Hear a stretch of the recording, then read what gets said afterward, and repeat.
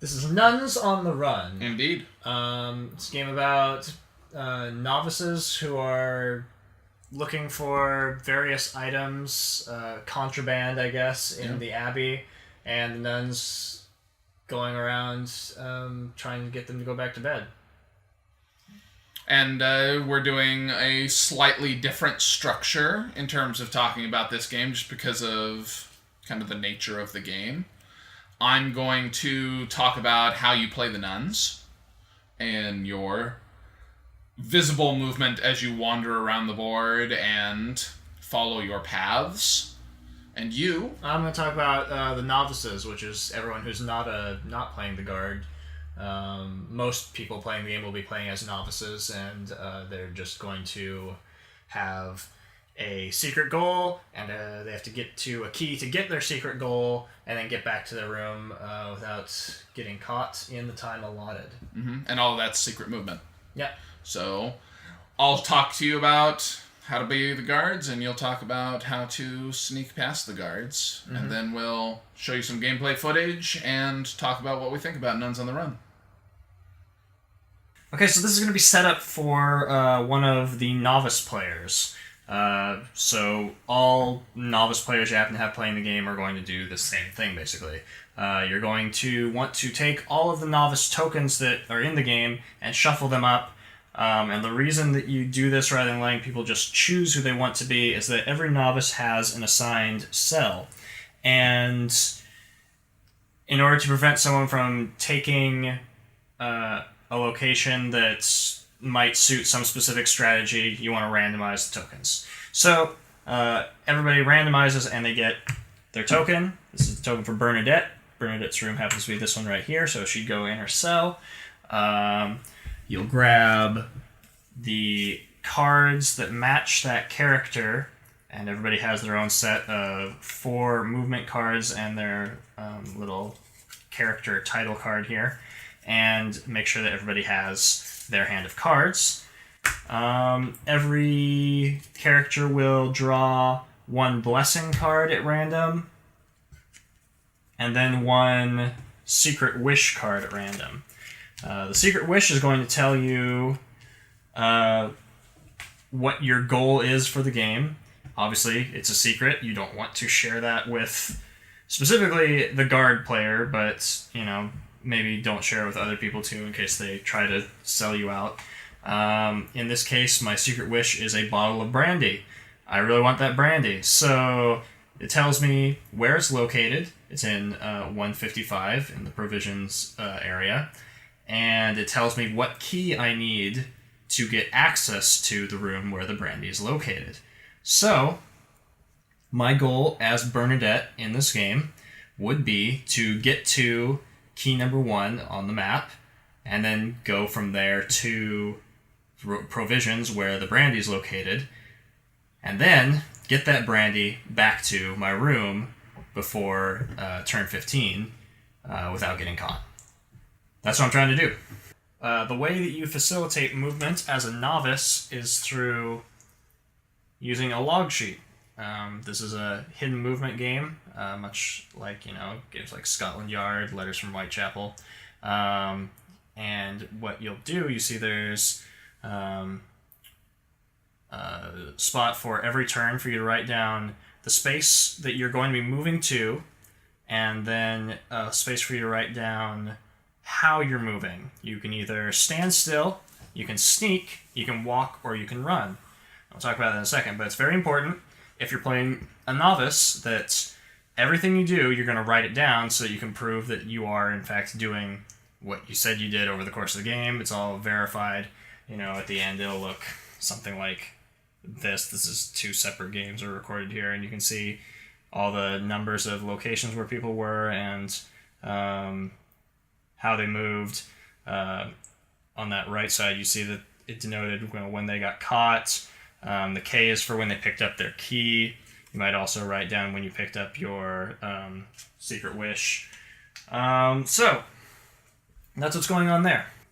So, how do you move? What you've got here is you've got these 4 movement cards. You've got standing still, in which case you move no spaces, but you'll make a -3 modifier to noise. We'll talk about that in a second. And then you've got sneaking, which is moving 1 or 2 spaces, and you'll have a -2 modifier to noise. You got walking, which is moving 3 or 4, and you have a -1 modifier to noise. And then you've got running, where you can move 1, 2, 3, 4, or 5 spaces, and you have no modifier to the noise. Basically, you're going to choose how you're going to move, and then the nun player gets to react to that by doing their own movement. If they walked in their previous turn, then they get to make a noise check to see if they hear you based on the distance from how far away from them you are, and you do the check for each nun player in each nun character that's out there on the board separately. And so that's why you might want to stand still at a given point in time, because you don't want to make noise, because then they'll hear you, and that gives them the opportunity to deviate from their programmed path to come track you down. So it's all about trying to maneuver yourself so that you are not within line of sight of the nuns, and trying to get towards your objective without making too much noise so they don't hear you and come after you. So what you do is you'll play one of your cards. To start out the game, you take 2 turns in a row and you do both of those things. So, I mean, like if I say that I'm running, which is probably what most people do to start the game, you will run twice before the nun player gets to react. So that means you'll move somewhere between 2 and 10 spaces. After you have logged that movement, and you'd write it down on your log sheet at what space you ended up at, then the nun player gets to set out. They saw that you ran. They get to choose the paths that the 2 nuns are moving on. So the order of how that works is you're going to do your movements. You do it twice, and then you will roll for noise. If you are doing something like walking, then you have a noise modifier of -1. That's, what it sounds like. You take a die, you roll it, and I rolled a 6, which is the worst thing possible. It means that if I were running, if I am within 6 spaces of either the abbess or the prioress, then they'll hear me. I'll have to take one of these noise markers and put it in the direction that I made noise from, and they'll hear it, and that gives them the ability to deviate from their path and go, as far as they can go, either walking or running in that direction, trying to find the source of that noise. If I had played like walking and I rolled a 6, then that means it's within 5 spaces, and standing means that if I were within 3 spaces of them, I might make noise and they'd hear me. So that's the point of playing lesser movement cards, is that you make less noise, so it's harder for them to hear you. And thus you'd be less likely to get detected on a future turn. As soon as you have moved, basically, you can pull your token off the board because you're not in that space anymore. Anytime they might happen to see you through line of sight, you would put your token on the board so they'd see where you're at. So say if the abbess saw me standing right there because she came around this corner, there I am. I put my token on the board, and if I ever move out of the abbess's line of sight, say I go through this door right here, then I would put a token in the last place where I was visible and remove my token off the board again, so they know I vanished in that spot. So anyway, you play a movement card, you move to your space, you roll for a noise check to see if they hear you based on where you ended up and your distance from where they're located. And then you would have also the opportunity to play one of your blessing cards. Remember, everybody gets a blessing card at the start of the game, and they do various things. This one that I happened to draw would let me move an extra dot, depending on what my movement was. It's a one-time use to give me just an extra boost of movement if I needed it. That's pretty much it. If I ever end up in the location I'm trying to get to, like if I want to pick up a key, I need to end in the location where that key is at, and that'd be the end of my movement. And I just automatically pick up the key. You can write it down in your note that you picked up the key there. And then you resume your movement on the next turn. You can't like pick up a key in the middle of movement. You have to stop on that space. And the same thing for the Secret Wish. Wherever it's located, you need to end your turn in that space to pick up the item. And then you just want to get back to your cell before the end of the game without getting caught. If you get caught while carrying your Secret Wish, it gets returned and you have to go pick it up again. If you're ever caught, meaning someone moves onto the same space where you are located, you would flip your card from on the run over to the caught side. And what you have to do now is you now have to move 3 or 4 spaces towards your cell, the closest path possible, shortest distance, as long as you are within line of sight of one of the nuns. If you ever move out of line of sight of one of the nuns, then you can stop being caught, you're back on the run, and you can resume your search for ill-gotten goods. And so that's how that works. Okay, so I'm talking about how you play the guard player, or the nuns. You have 2 characters, the abbess and the prioress, and they are both going to start the game here in the abbess's chamber, 26.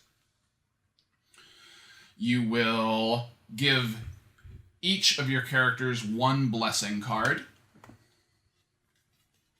So these would be face down, of course, but we'll have a card for each of our characters. And it's very important that you keep them separately, that each of them has 1 card. You, as a player, don't have 2. So both of your characters start here in the Abbess's Chamber, 26. And you have a selection of movement cards that are in your hand the entire game. You just start with all of them. You don't have like a limited number of them. But at the beginning of the game, you can only play 1 of 8 of them because you have to choose ones that have the Abbess's cell listed on them. You need 1 movement card for the Abbess and 1 for the Prioress. So you'll choose which route you're going to send them along. And these cards have the names of 2 locations on them, so the Abbess's cell and the Garden Gate, and then highlight a path that goes from one to the other, and they're in the color of that path. So in the case of this card, if we give it to the Abbess, she's going to be moving along from this cell, along this route, to go to the Garden Gate. We might give the Prioress this card to go from the Abbess's cell to the Scriptorium, and then she's going to move up and come up into here. So once you've chosen your cards, you're ready to move. The other player, or players, will have taken their first turn, and then you make this decision. So you have some quantity of information while you're deciding which way to go, based on how far you think they moved. Much like the novices, you have both a walking and a running card. So you can decide if your characters are going to move 3 or 4 spaces, or 5 or 6 spaces. When the nuns walk, they get to roll a die at the end of their turn to see if they hear anyone. So in the same way that it works with the novices, you'll roll, and I rolled a 6. So any novices that are within 6 spaces of the character I was rolling for have to indicate that they were heard by placing a sound token on the board. Sound tokens get placed along the shortest path to their character from the character that heard them. So if the abbess heard a character out in this hallway and she's in her cell, we'd place a token here to indicate that it's coming from out there somewhere. Just like with the roll that the novices make, you will modify this die by how far the novice moved. So if they ran, it would be the 6 spaces, where if they're standing still, it's going to only be 3 spaces. So you'll begin your turn by moving your characters. So if the abbess is going to move, we could have her going on her walk to the garden gate, remember? So she would come out and we'd say 1, 2, 3, 4. And as you're moving, the novice players need to pay attention and tell you if they're visible at any point. So, as you're walking past this corridor, if one of the novices is standing here at 27, they have to indicate to you that they've been seen by placing their token on the board, like so. At this point, you could turn and run over to catch them. Once you've moved a number of spaces, you place one of these 2 cards. So if she's only moved 1, 2, 3, 4, she plays her walking card. And that means that at the end of her turn, she'll be able to roll a die to see if she can hear anyone. If at this point she saw someone, she could start running to catch them, and then she wouldn't get to roll. So our abbess is going on a walk, and we'll also move our prioress at the same time. So she's going on a walk up to the scriptorium. And we'll go 1, 2. It's very important when you're moving that you maintain your facing, because your line of sight is directed by which way you're looking. So the front of your character in this 180-degree arc is the amount of space that you can see. 1, 2, 3, 4. Now, if we're going to end our turn walking at 4 spaces here, we don't get to rotate in the new direction that we're going to travel, because the rules tell you that you rotate just before you start moving. So at 4 spaces, we'd end here in this corner, and the only thing we can see is this direction. So if we went 5 and are running, then we have a 180-degree arc in front of us, and we can see a bunch of this space. So it's a thing to be aware of when you're playing the nuns, that you need to pay a lot of attention to your facing. And when you're the novices, you also need to pay a lot of attention to which way the nuns are facing, so you can tell them when you're spotted. The third step after you've done your cards is to remove any of these tokens that are still on the board. So if there are any sound tokens or vanished tokens out there, you would pick those up at that time. And then you roll for noise to see what gets heard. And our abbess rolled a 4, so that would be modified by novice movement. And we would be told if anybody was in that radius. And the prioress ran, so she doesn't get to roll for sound. If you have the Father Robert expansion, the monk, he is another character that you're controlling on the board. He doesn't come with a base if you get the expansion, so you'd have to find your own little standee base for him. He begins out here in the garden. Father Robert is deaf, so he never gets to roll for hearing things, and he can't catch novices.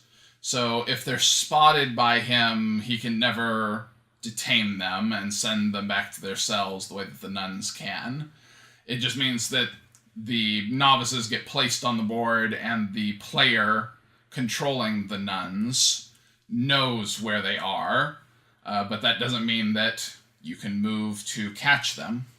Robert doesn't have movement cards the way that the nuns do. He has a set of tiles, and you'll begin the game by choosing one of the 3 tiles that he has that go from the garden to another location. And every turn he walks, so he'll move 3 or 4 spaces along the route that matches the color of the tile going to whatever location he's going to. So if he's going to the kitchen, he'll follow this orange line and make his way over there to get a tasty snack. At the kitchen, we would then play a tile that takes us from the kitchen to another location, like the pharmacy, and then go from the pharmacy to the scriptorium, and then we go from the scriptorium back to the garden gate. You only ever get to play 4 tiles with Father Robert. 2 that have garden on them, and 2 that don't have garden on them. So always following a path. Once he reaches the garden gate, at the end of his 4 tiles, he's out of the game. So how do you catch one of the novices as the nuns? If at any point one of the novices is spotted by the nun, they have to place their token on the board to show the nun player that that's where their character is currently located. And that means that as the nun, on your turn, you don't have to keep following this pre-programmed path along orange. You could turn and run over here into the middle of the cloister to capture that student. The same thing is true of noise tokens. So if you were here and you hear a student on this side of you, you might turn and run off of your orange path to try to catch a student who's out of bed over in this direction. And if you spot them at that point as you come through, then you can go catch them. Once a student has been caught, they're going to flip their card over to their captured side, and then they have to start making their way back toward their cell. But once they're out of sight of the nun player, we use these vanished tokens to mark this is where that character disappeared, so we don't know what happened after she left line of sight. Just like sound tokens, vanished tokens mean that you can turn and run toward that spot to try to catch a student who's not in bed. Whenever you catch a student who's out of bed, you will move this number of students captured token onto the number to mark how many of them you've caught out of bed. And as the player of the guards or the nuns, you are trying to capture a number of students equal to the number of players in the game. So if you're playing a 2-player game, then you need to catch 2 students, which is going to mean the same student twice. At the end of your turn, you're going to move this turn marker down to begin the next turn. The game comes with a line of sight indicating stick that is useful to help you determine whether or not students are in your line of sight. So if there's ever a question of whether or not a student can be seen, one of the good examples is like in the gardens. If you're looking across all this empty space, how far can you see?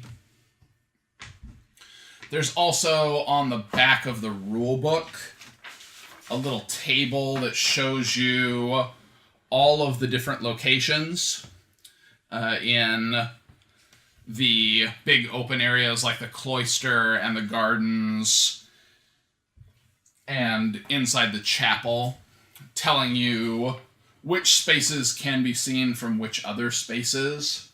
So if it's ever uncertain, you can look at that and know for sure. The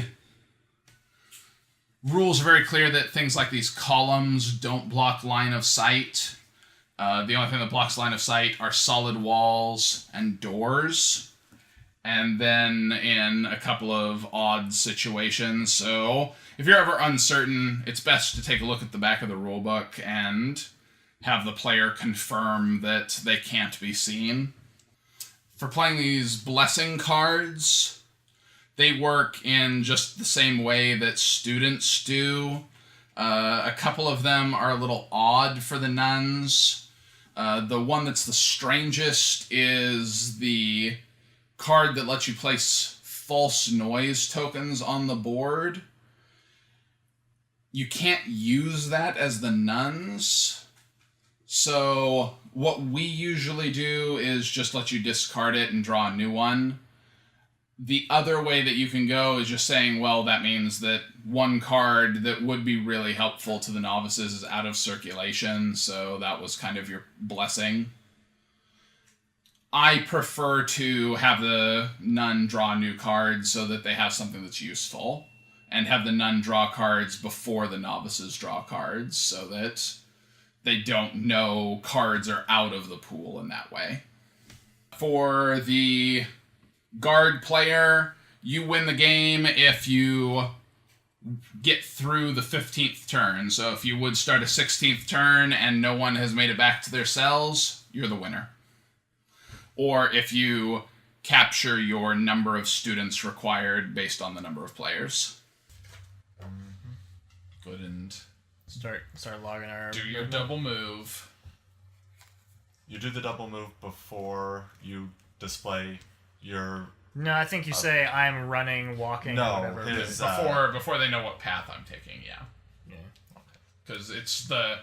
What seems to be the case to me is that the situation is just that your first turn, the first turn for the novices is just moving twice. So, you know, if you run, you're going to move 10 spaces, or whatever your run thing is. Is it 5? 5. Yeah. Up to 5. So you'll move up to 10 spaces if you run in your first turn, or up to 8 if you walk, or whatever. You stand still twice. I mean, that's probably a head game if we play the standing still at the start of the game and go, oh, well, I know where you are. You didn't move, and... Yep. Okay. I'm figuring out where I'm going. What am I gonna do?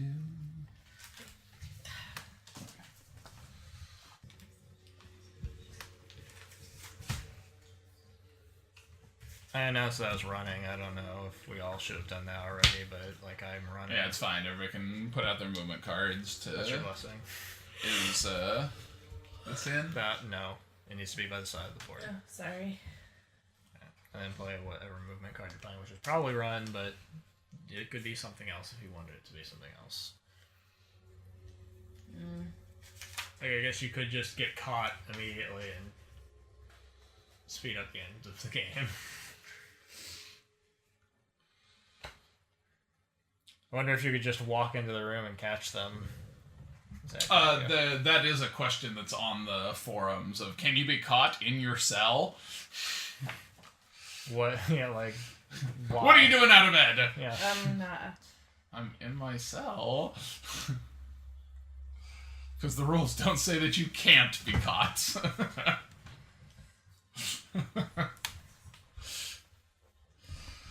Everybody running? You gotta put out your run card on. Oh, which number are you at? No, stop! Are you announcing your cards? Yeah, put out your run card. Okay. So everybody ran. Yep. Everybody rolls for noise at the end of the novice turn.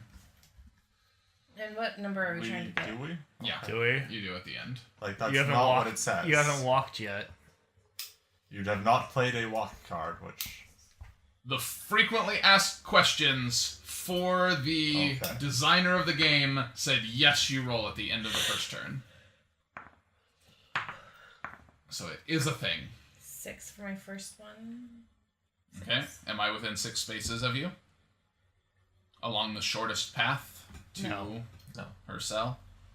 I mean, Hold on. Let me see where I'm at. No. Okay. Then... Oh, wait. Is What that- about the monk? The that's monk at is your deaf. final position, right?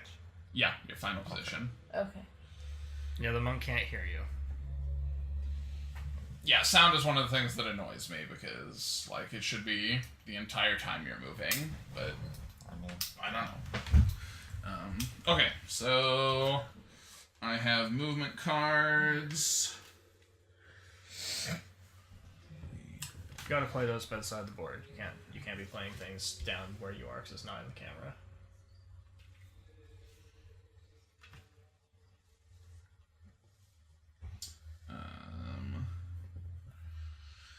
Okay, so Prioris is going to the garden gate. Well, I guess I can deal with Robert first. He is... You gonna go to the kitchen? He's going to the pharmacy. Okay. He already has a stomachache this time. So he goes 1. So if If someone is ever in line of sight, they have to announce it. you have to announce it immediately when you were in line of sight. If you're in one of the thingies, are you in line of sight? in one of the Like- thingies. In, like, the cloister, or... Like, Like, this whole area is open. You could see across it. The cloister's a little more complicated because there are things that block line of sight in it.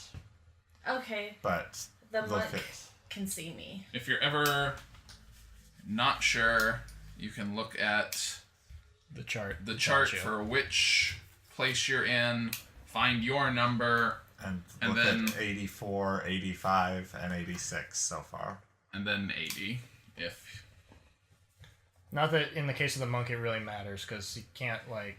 he can't, like, run and grab you. But it could easily make a Oh. difference. Man. It's okay. So I'm there. You've already, revealed a significant amount of Yeah, information. that you're in the garden somewhere.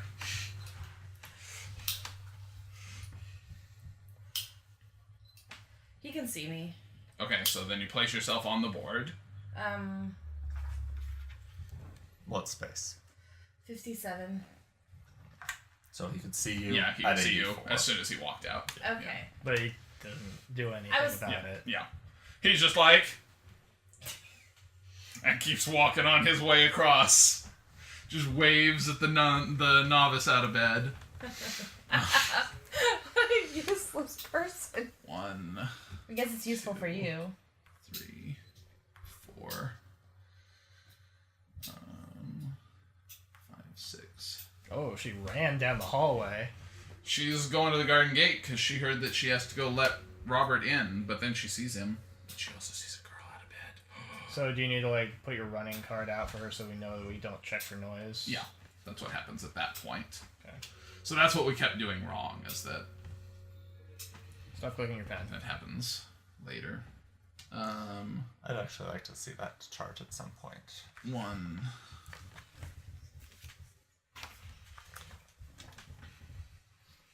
2, 3, 4. Checking to see if I was hiding in Checking that to see if space you're again. hiding in that space again. Yep. Hello.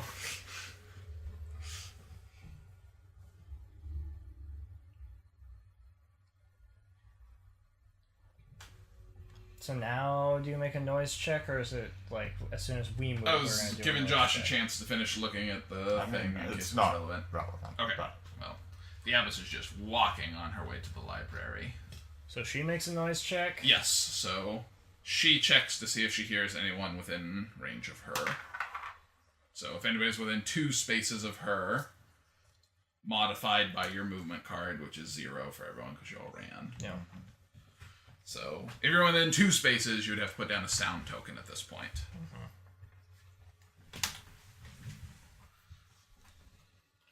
And then that's it. So then let's start your guys' turn. Okay.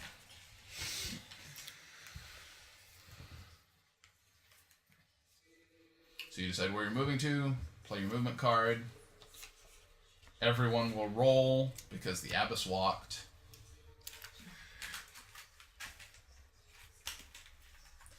Sorry, I'm gonna be slow at this game apparently.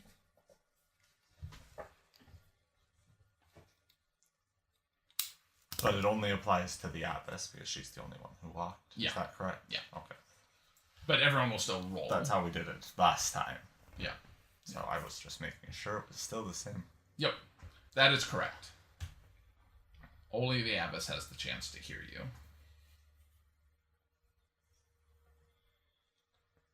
Celeste is sneaking.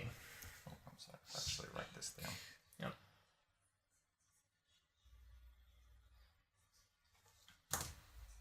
I am running. Anne Marie is running. Oh wait. Oh crap. Hold on. You can take your time. Like, it's okay. fine. I knew you probably couldn't see my cards from where you are, so. But you turn off the sound in your phone. It was off, but it has turned itself back on, No clearly. pen clicking noises. No phone noises. It's disrupting our guy mumbling in the background noises.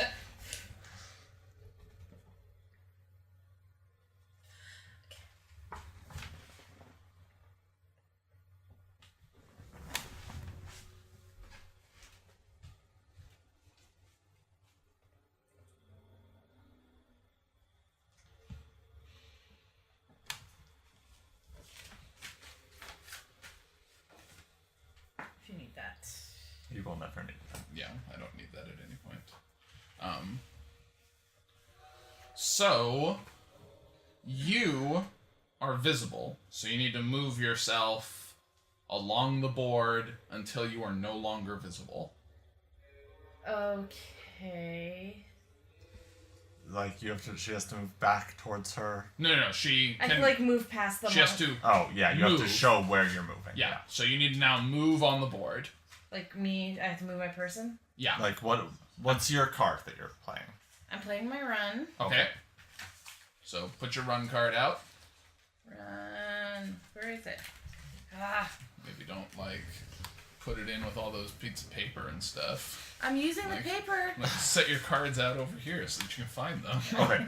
So now move yourself Which way are you moving on this track? I'm on the moving- track till you get to where you're no longer visible or where you're going. Okay, put me behind the monk. Okay, so you're moving toward the monk. Yeah, So and then 1, 2, towards 80. 3, and then you shoulder check him and you're like, get out of the way, nerd! And then 4 There this she way. is no longer visible. Yep. Yeah. So that means Vanished. Vanished. a vanished token goes there, and your token goes back to your cell. Oh, we forgot to move this. Yeah, we're on turn 2. Okay, I so wonder where you might be. you have vanished there. Okay. So Robert doesn't care. He's just like, whatevs. oh, okay, so noise checks have to happen. So everybody roll your die. Dos. Are you within 2 spaces of the abbess, Bonnie? 3 spaces. No. Oh, no, yeah. I'm then- not within Not 3 within spaces. 2. within 2. Okay. Yes. Alright, so Robert's gonna just keep walking on his happy way. 1. Is his actual name Robert, or did you name No, him? his name's Father Robert the Robert. Monk. Okay. 3. Oh, is he gonna go 4? Under the cloister? Yeah, he goes 4. Into the cloister. If anybody's in the cloister, you can see them. Yep, pretty much, since you can see everything from there. Not that you can. No, he cares. He's- Yeah. Oh. Okay, so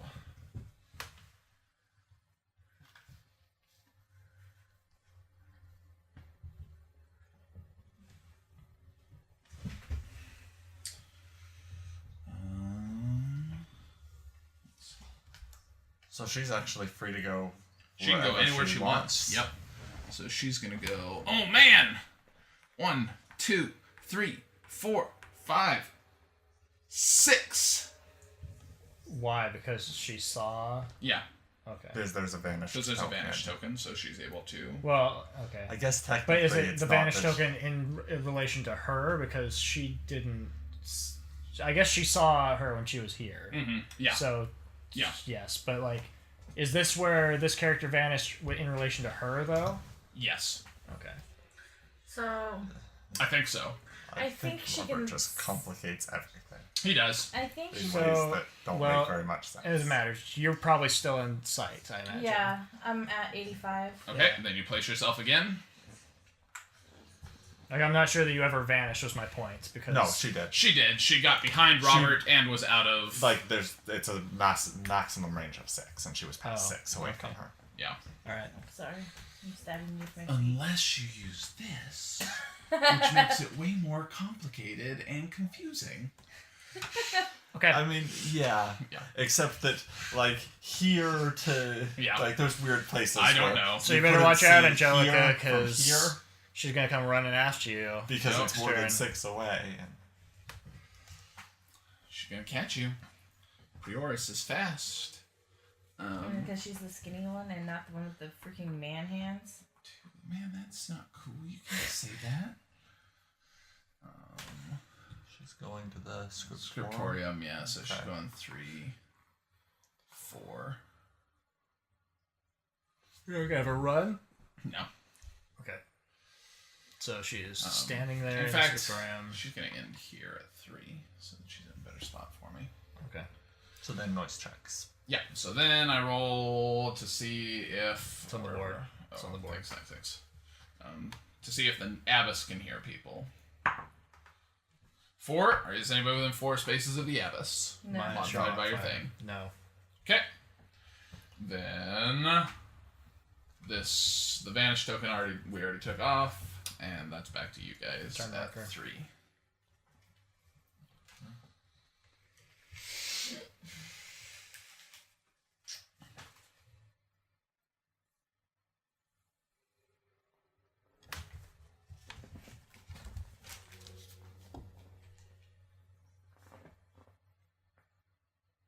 Crap.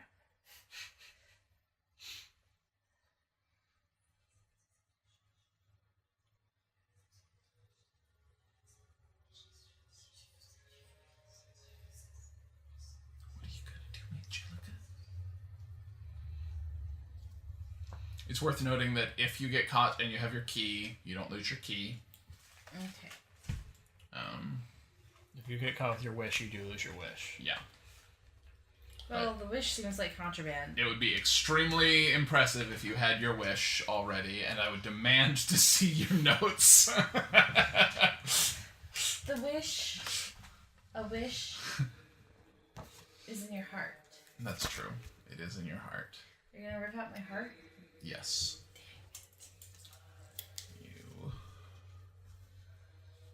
Do you know which movement card you're putting down? Do you have it? Are you ready to do it? I am. You're gonna have all the characters converge on Angelica Yes. because she's visible. Well, nobody else can move toward her. Like, the abbess... It's one of the things that's strange about the way, like, Robert works, is that I know that you're there, but I can't make my people leave their path. Apparently, Angelica feels like, well, I'm gonna get caught. I might as well, go balls out, so. Just run right at her. Keep running. Get Man, that? you're just gonna run right at the Prioris and punch her? I don't think there are combat rules for nuns on the run, Bonnie. Well, there Maybe should be. that would improve things. Okay. Movement cards. Oh, yeah. Sorry. And I And vanish. Marie is running. Man, Celeste is running. you guys. I vanish. You're so bold. Well, you... Well, you're gonna move on the until board. you vanish. So Oh, where fine. do you vanish at? Do you go this way? Do you go through that door? Yeah. Okay, then you you vanish vanish right there. there. Oh. So, a vanished token appears here at this doorway. She goes, hey! Oh, that stupid little novice. That's right. I'm fast. I'm obviously on the track team. And everybody has to roll to see if I hear you. No. You're not within 2 spaces of me. is You're the not- abbess within that many spaces of you because the prioress ran. You don't So- hear me. You don't hear me. Okay. Then So I think the only relevant information you gain from that is that he's not within 5 spaces of... the abbess. Yeah. Yeah. That's the only useful information. And that you're not within 2 spaces. But I've Well, consistently not been yeah. within 2 spaces of, like, the entire That's time. not a big shock. Yeah. 1, 2. And now I need to decide where she's going because Out of the game! Scriptorium is- Unless you're U-turning. Unless I U-turn, yeah. She's got her book. What else does she need before she goes back to bed? You go to the kitchen, get some snacks. That's true. Bless Snacks him are pretty good. Go to the garden gate where you know that there's a little black girl running It's around. I could start heading for that garden gate to try to pin Bonnie down. It's pretty tempting. Everybody wants to pin me down. Can you go to the parlor, or is that just like a word that's there for like It's- description? Just there. Okay. It's not on any of my things. The only places I can go are the Pharmacy. pharmacy, the scriptorium, the kitchen, Garden entry. the garden gate, yeah. And the prioress' cell. Like, those are the only points on the map that are Oh. important names. I think that's a little confusing. Yeah, I understand that it's there so you know what these things are, but it's like toilet. Yeah. It's like great. It'd be nice if the They're nuns had color-coded cards in that went to, some like, way. everything, so that you were... Or at least we had like some indicator of where you can go. Yeah. Yeah. Unless you've played as the nuns, you might not necessarily Yeah. know that. Actually, we do. They're the black squares. Yeah. They are. Because those The are the... the black hexes. Yeah. Or circles. Yeah. No, they are hexes. Oh, I guess... I started Robert in here, but maybe he's supposed to start on 84. I don't know. I think it's a garden entry for his thing. So, well, it says garden gate, but Yeah, then I assumed that was garden entry. He's supposed to start in 84, so I mean, like, you know, I don't think it. like you just say it you would move 3 it would instead mean of that 4 one of your times. Bonnie ran into sight and he was like, "Hi," just standing there. So right at the start of the game, Bonnie would have been like, and then I go on the board here and start moving toward him, and I'd be like, "What is happening right now?" Anyway, That's true. the abbess is going to go to the garden gate after all, because she heard that there are things happening. So that was 1, 2. And she's gonna go 3, 4. And she takes this blue path here to that This purple path. purple path. Yeah. Okay. So she's gonna come through the chapel. Robert keeps walking on his way to the pharmacy. Oh, hi, Abbess. I can't hear you.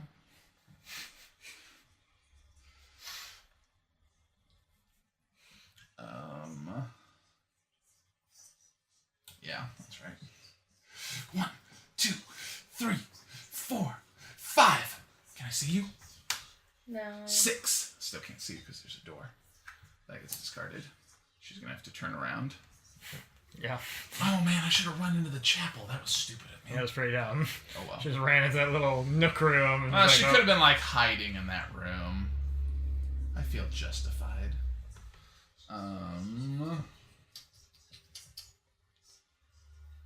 Yep, nothing has changed. So I'm rolling to see if the abbess hears anybody because she's just walking along. Is anybody within 2 of the abbess? No. No. Didn't think so. My rolls aren't going well. My movements are stupid. Yeah. Shut up, Joshua. I'm not good at this game. I'm better as a nun. Doesn't know how to play. Turn order, turn number. Turn down to 4, yeah. So where am I? There I am.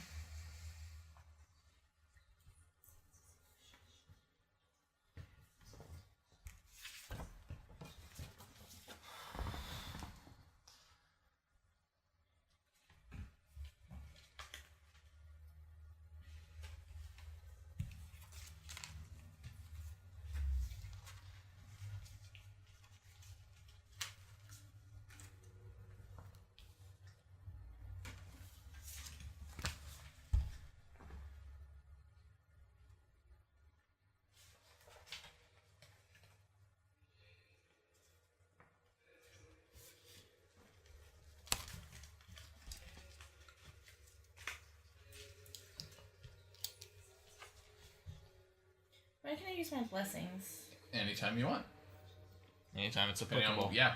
Like if it's a noise token, then you do it when. If it's a false noise token, you do it when we're rolling for sound. You'd be like, "Oh no, I'm within this many things of you," and then you'd reveal later it turn reveal that the you... next turn. Yeah. That you'd put down false noise. If it's a die roll one, then you just do it then. I don't remember what the other things are. But you just look at whatever it is. And there's a thing that gave you a +1 modifier. Yeah, a +1 or a -1 modifier. Run +1 movement space. So you just play those whenever they were applicable. Okay. Okay, movement cards. Walking. Oh man, Running. run. Running. Run. Okay. Okay. Roll for noise to see if the abbess... Well, the abbess is the only one who can hear you, but you'll have to roll for noise, so... I'm not within 3 spaces of her. I'm not Never within mind. 4 spaces of her. Okay. Then that makes it me. Robert the monk doing his thing. 1, 2, 3, How 4.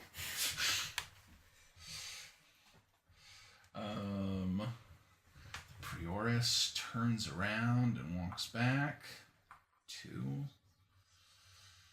3. So she has reached the garden gate. Now has to go from the garden gate to someplace else.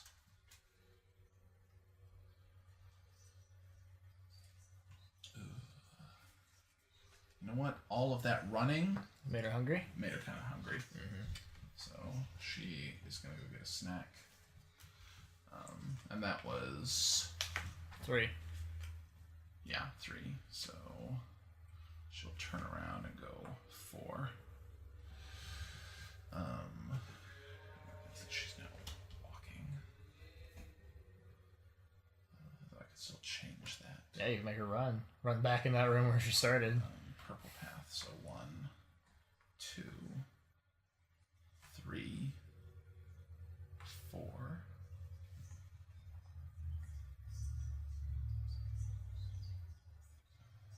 Yeah, okay. So I'm rolling for both of them. So I'm going to roll for the abbess. Anybody within 4 spaces of the abbess? No. No.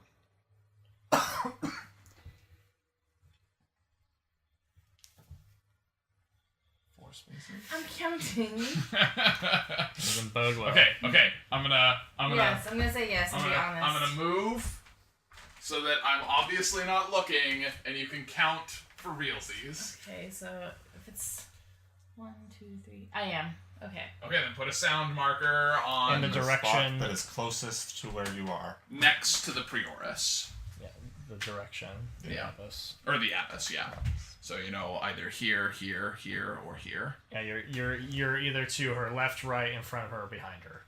Okay. And if 2 are equidistant, then you choose which one to put it on, or you can put it on both.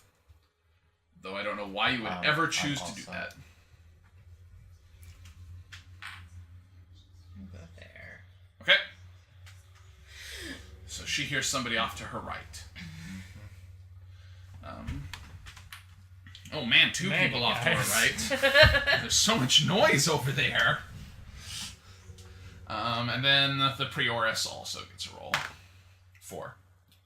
So can anybody be heard within 4 of the prioress? No. Okay. Then that's the end of my turn. 5.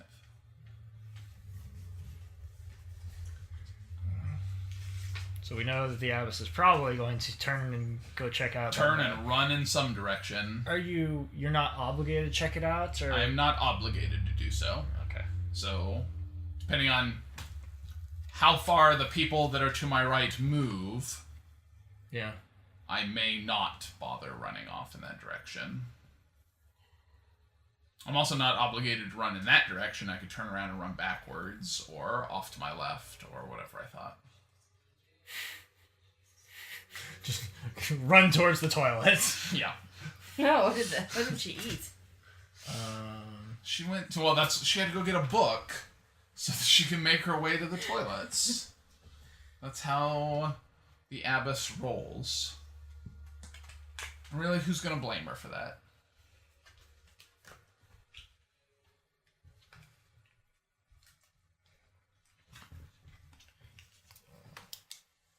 I don't know where I should be going right now.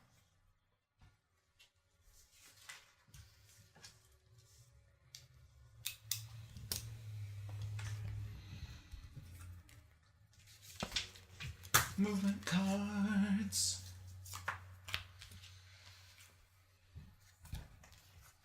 Man, all this running? What about you, Bonnie? Oh, sorry. What about you? Celeste is running. Everybody's running. And Maria's running. Angelica is Man. running. All right. I'm playing my blessing, which increases which decreases the noise range for this turn Okay. by 1. Is it for everybody or just for your roll? It says increase or decrease the noise range. I'm pretty sure that it's just for your roll. Seems likely. So you will add an extra -1 to your movement roll. We're all rolling, right? I'm not within 2. 1. Within 1 space. Uh-oh, I Bonnie. know, right? Uh-oh. Are you within 6 spaces of I'm not within 4. either the abbess or the prioress?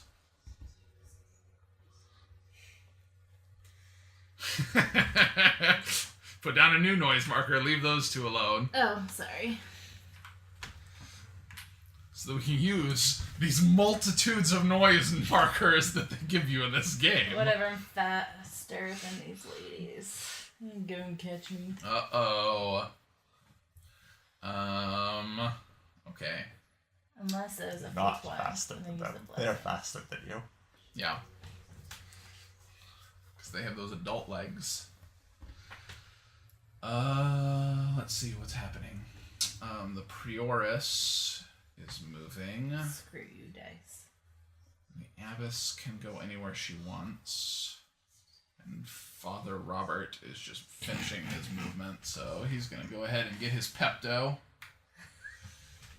And Well, he does then, look like he has an upset belly. now that he has his Pepto, he's going to go to the kitchen to get a snack. Can I prepare? Which is this direction for him. So that's 3 and 4.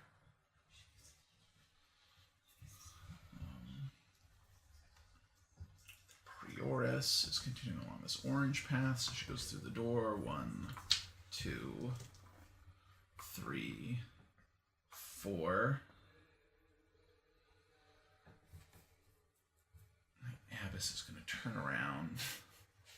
Go 1, 2. Anybody? Did she see anybody, Bonnie? No? Nobody there? What, would she be able to see anybody? So you would be If able you to were see standing anybody here from Peripheral or vision. here, 128 or 137. Nope. If you're down 2, here. 3, 4. Hello. And you are caught. 5. Yeah. Because Bonnie had nothing to do with me. There's a lot I of didn't that make going around. noise. So the abbess ran. How did I do You're a that? very bad student. You should be in bed. It's fine. I can hear you running around all over the place. Well, no, you couldn't. You never. As a matter of Don't fact- you talk back to the As a abbess. matter of fact, you never heard me. So, all right. These get removed from the board. The prioress needs to roll to see if she can hear anyone who is within 4 spaces of her. Nope. No? The Prioress. Noise. Does that mean you're within 5? Or It's only for 3? that roll, I think. I don't know. Okay. Either way, yes. Okay.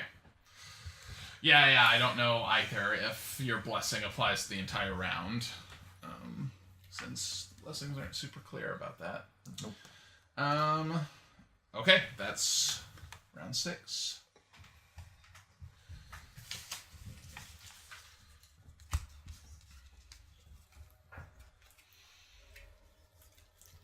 You have to walk back to your bed.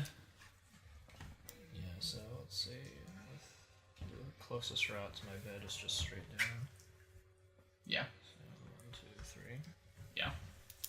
And that's all in her line of sight, so you can't leave it.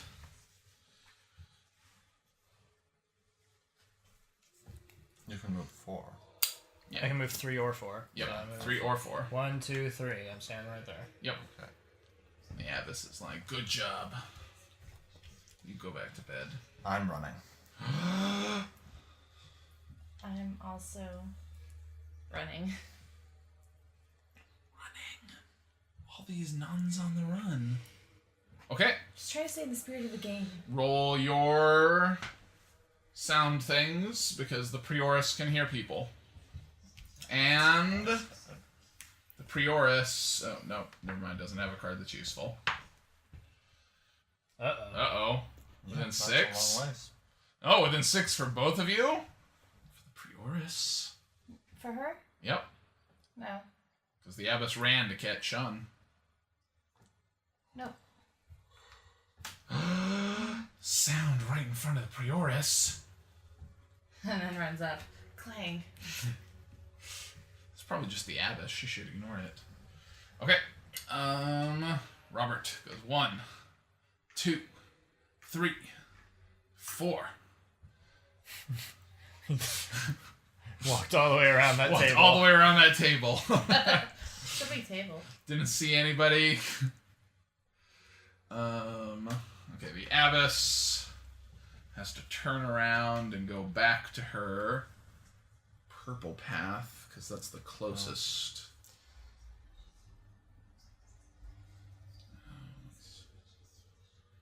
Yeah, I think getting back on the purple path is the quickest, is the thing that makes the most sense. Where is she there. going? She's going to the garden gate along this purple path. So, I Um, mean, you could argue that 1, 2, 3, 4, 5, 6, 7, 8. 1, 2, 3, 4, 5, 6, 7. Yeah. 1, 2, 3, 4, 5, 6, 7, 8, 9, 10. But, like, this is her path. So it seems to me like getting back on this path to where she left Yeah, it she has to go makes back most to the sense. path. Yeah, so I think it's to the closest route back to the path. you can see me. Oh! Well, put yourself on the board. When she turns around and sees you standing somewhere. 74. Oh no! 1, 2, 3, 4. No! You get back to bed! Why are all these novices out of bed? Dang it! I don't think we're gonna win, you guys. Well, I mean, I have to catch 2 more novices out of bed. But you took my secret wish. It's true. Are you? Is it 4? Yeah, it's number of players. Oh. So, I suppose you can also make the argument that it's number of novice players, not number of players. I mean, it would be No, explicit. it's number of players. People asked about it. 1, Are 2, you paying attention whether or not he sees you? 3, 4. Yeah. 5.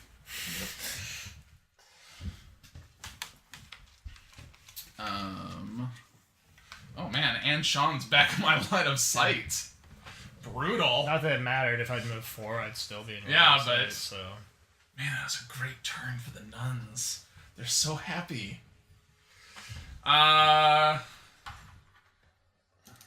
Technically, the Abbess would roll noise at this point, but There's no Pretty point. irrelevant. seems pretty irrelevant. So, that is... You already moved that. 7. So I have to go back to bed. Yep, you have to Walk in move. the closest direction Yep. to your room. Yeah, you So flip over because you've been caught, so you can only move 3 or 4, and you have to move directly toward your bed until you are no longer in sight. 3 or 4? I can go 3 or 4? You can either move 3 or 4. Can I move to the spot that you are on? moving Where across I the am? cloister. 1, 2. You can stand in the same space as me. like- But Okay. at that point, you'd have to turn and go to that one because that's closer to your bed. Oh, so I'll go to 48. Is that what that is? Oh, okay. Yeah. So you're going 1, 2, 3 to 48. 1, 2, 3. You can't see me anymore, but That is correct. So you have vanished there. Just a sec.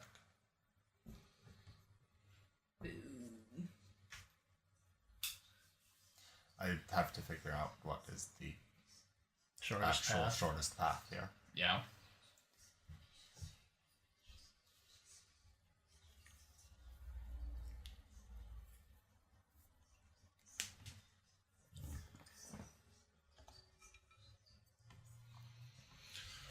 Let's figure out how to get back on my paths. Okay.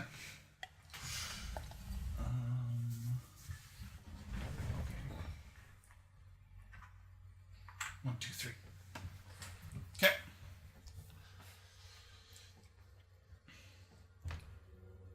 What's her path?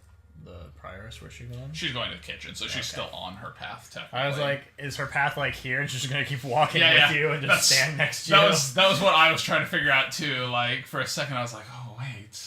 Like you're not gonna catch her again, but you'd be standing there just looking at Wait. her. Oh no, she's going to the scriptorium, not to the kitchen. Oh no, that's the abbess. Okay, yeah. She's going to the From kitchen. the scriptorium Yeah. to the garden gate. Yeah, to the garden gate. That's right. Okay.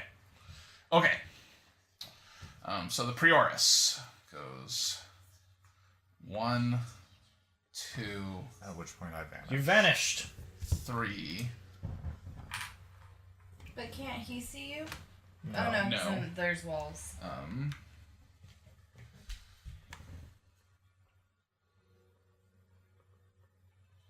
Just turn around, walk back into the hallway so you can see him again. Like that's what's gonna happen. Yeah.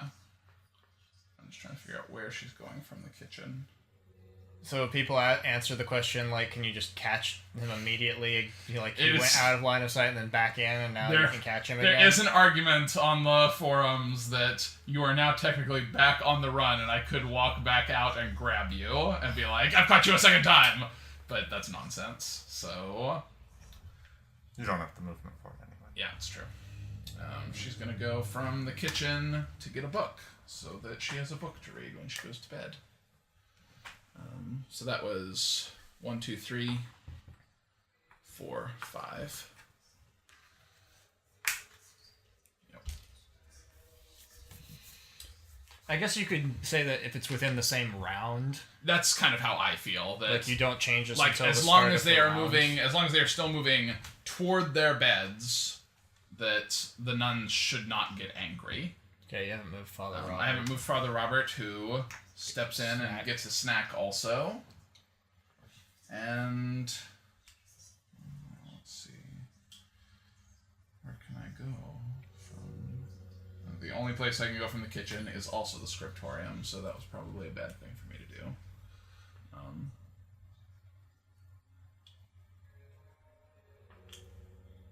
Yeah, because now I just have 2 people going in the same direction. 3, or that was 1, 2, 3, 4. And then the abbess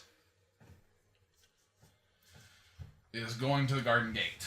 So 1, 2. That's not the purple path.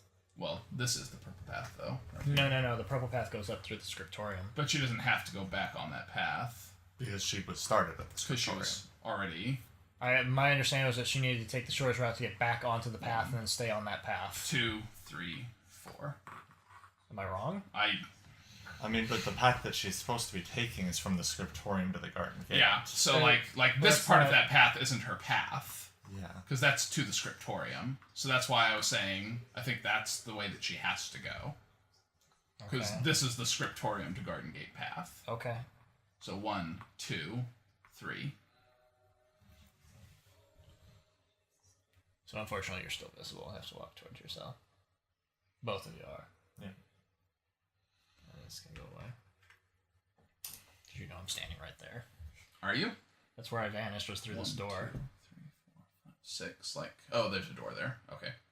It's one of those doors that's invisible. There you go. Okay. That's my movement. Technically, the abbess rolls for noise. 5. 1, 2, 3, I'm not 4, within 5 of you. Yeah, okay. You see me, so. Yeah. Everybody else is visible. Turn it.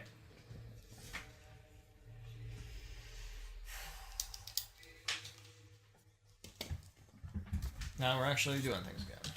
Yeah, sorry.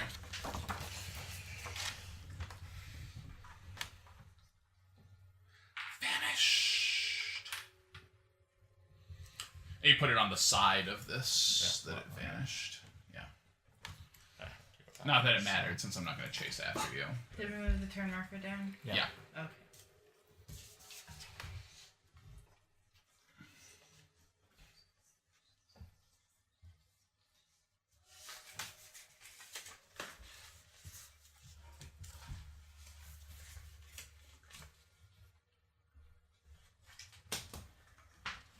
Sean plays a movement card.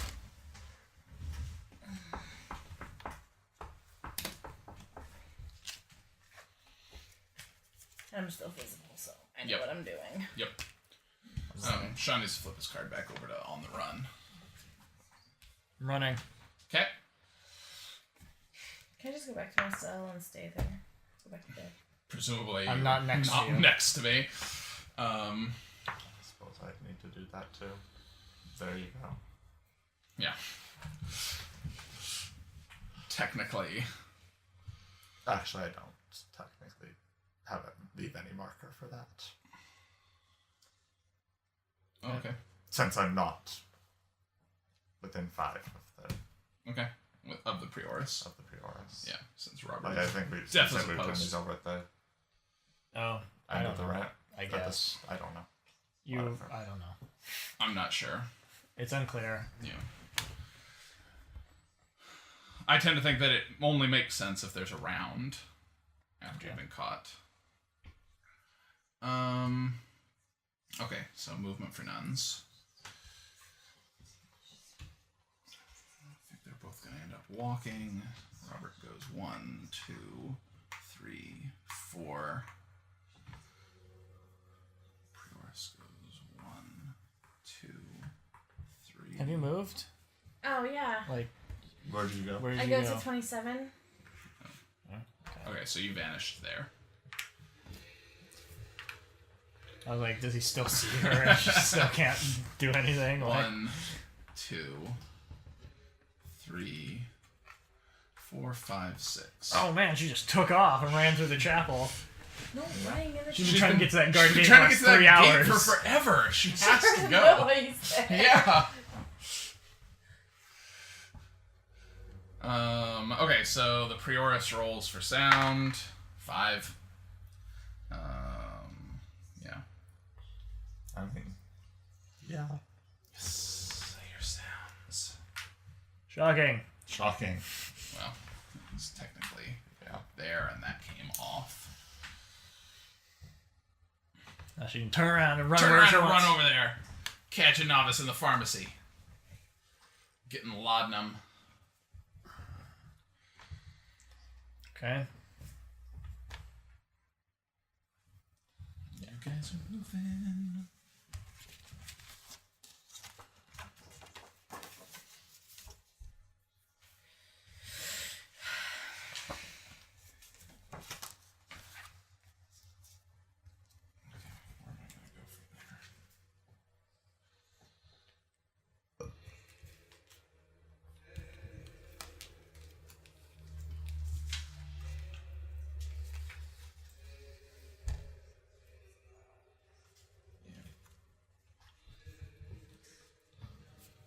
Question: does the monk block the Prioris's line of sight if he's directly in front of her? There's a door there, isn't there? Oh. Yeah. Yeah. No, I'm just curious. Like, No. if they were no. It would not. Okay. Would a human being standing And 10 Depends feet, on how- 10 feet in front of you block your line of sight of things that are... Depends on how big the human being in front of me well, I was. mean, he's not a big fat guy. He's not that huge. I'm walking. I'm running. Run. I haven't even done anything yet. That's because you were busy contemplating the fatness of Robert the Monk. I'm not within 5 spaces of her. She walked, right? She ran. The through Prioress is chapel. the only one who walked. Yeah. I'm not within 5 spaces of her. I'm not within 5 spaces I'm of her not either. within 5 spaces.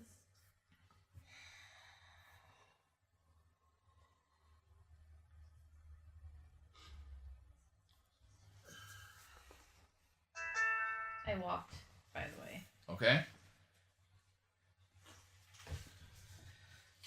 Is that you or me?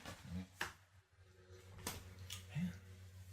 Well, that walk-in. I guess that vanish token down there came off too. Okay. That's me then, and you rolled your sorry. sound. I'm not in 4 spaces of anybody. Doesn't seem likely, since you were last seen way down there. 1, 2, 3. Robert has gotten his book, and now he's heading for his garden gate to go home.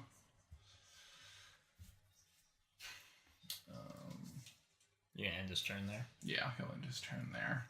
In the useless scriptorium? Yeah. Okay.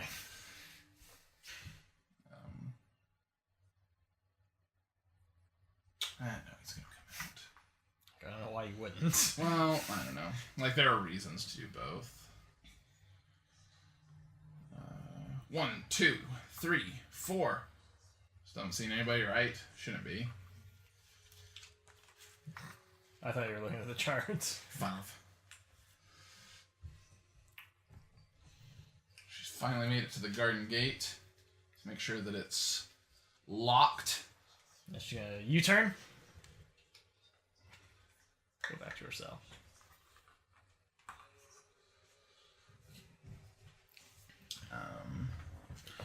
Prioris has a sound token, so she can do whatever she wants.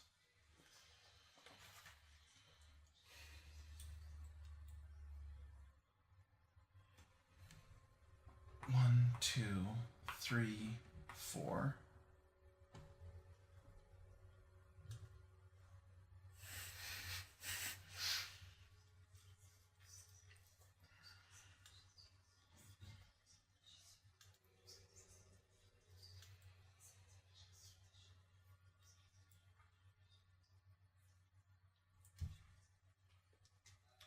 Yeah, that's fine. She'll stop there. That means I get to roll for the Prioris for listening.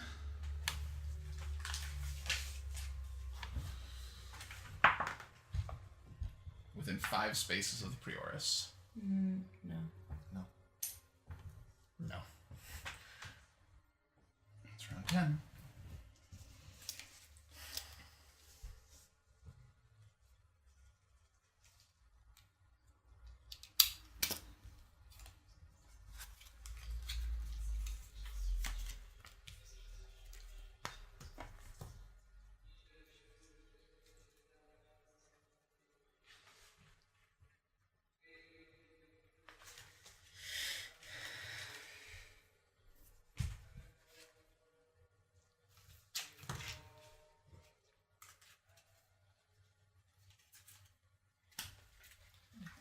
I'm walking. I'm walking. Camera's still going? Yes. Standing still. Okay. Everybody roll for sound.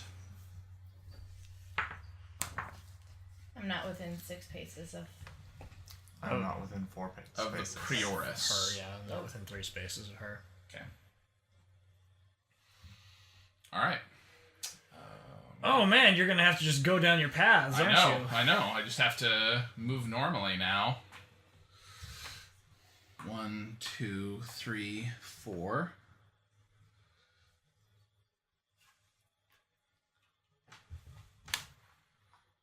He's on a purple path, so 1, 2, 3, 4.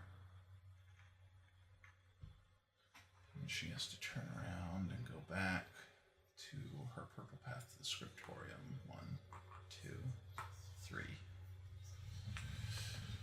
Rolling for sound for all those people. The Prioris. Within 4 spaces of the Prioris. Modified by your card. No. The Abbess. Within 3 spaces of the Abbess. No. Okay.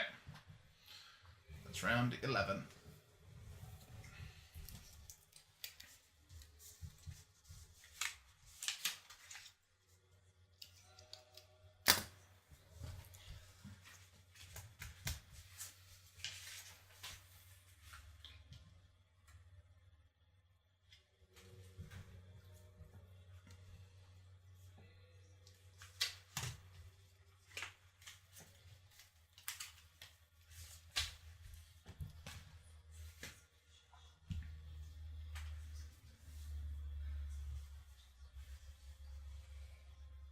I'm standing. You're still standing still? Yeah. I am running. Okay. I'm also running. All right. No, I'm walking. I'm sorry. No, I meant running. I am running. I'm sorry. I wrote down running, but for some reason I wanted to grab walking. Okay. I'm running. That's what I Okay. committed to on All right. this. All right. Thank you for being honest, Bonnie. I'm not within 0 spaces of I am not anybody. within 6 spaces. Whew. I am within 5. Oh, I'll put down those noise markers. Noise. Somebody hears you. The Abbess hears you. Are you in the toilets? Toilet's over here, man.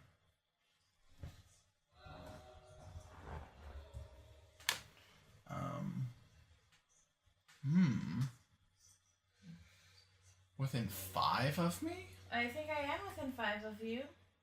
Okay. Being up. I'm trying to figure out where you could possibly be within 5 of me on my right-hand side right now.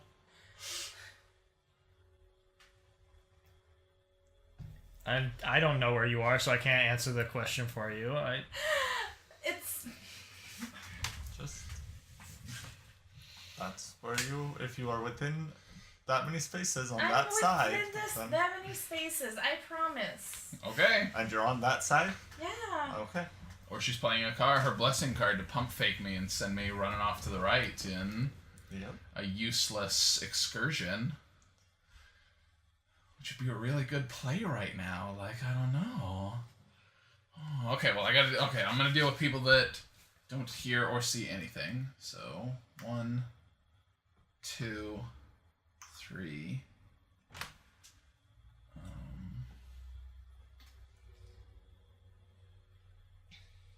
man.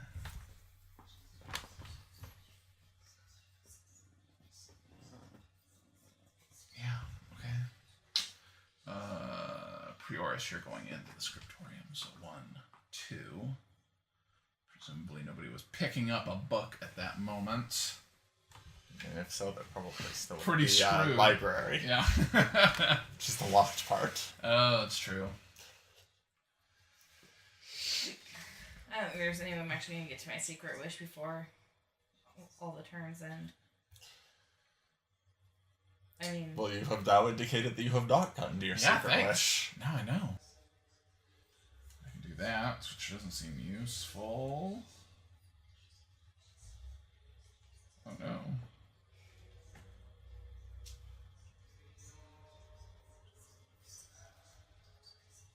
I think Prioris needs some medicine. She hurt her. She scratched her leg while she was doing all that running. So that's 3. The green. Oh, okay, yeah, sure. Along the green path. Like, I don't know why So- her path is to go out of the faster Yeah, through the goes instead of library. going right through there. And back around? Yeah, yeah, Okay. yeah. Goes through here Okay. to the pharmacy.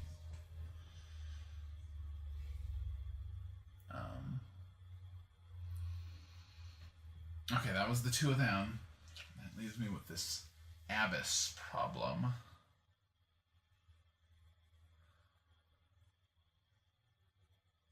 Okay, I have I have to bite at that bait. 1. I still can't see you, can I? Nope. Looking good for you.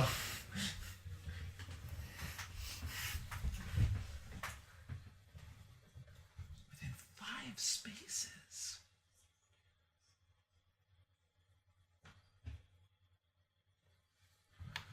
2, 3, 4. You're on me. Yes! You also happen to be on me. Yes!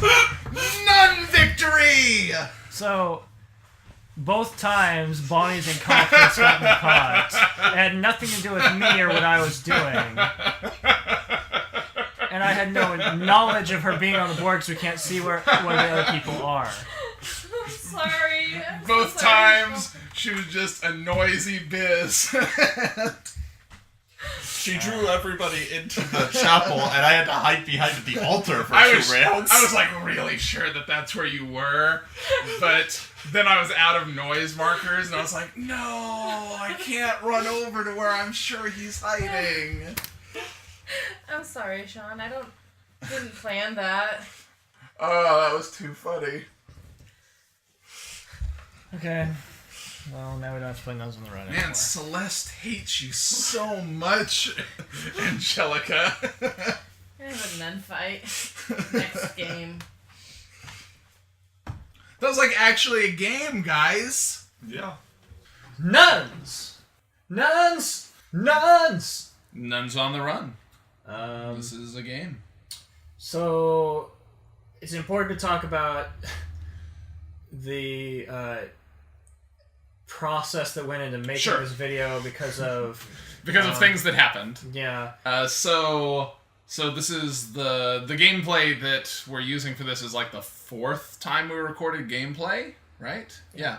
Because we did a 4-player game, but the rules were really confusing, and the rules are just kind of confusingly laid The out. person who read the rules didn't understand. Yeah. So it was a lot of us looking things up and stopping the game, and we decided like that was worthless, but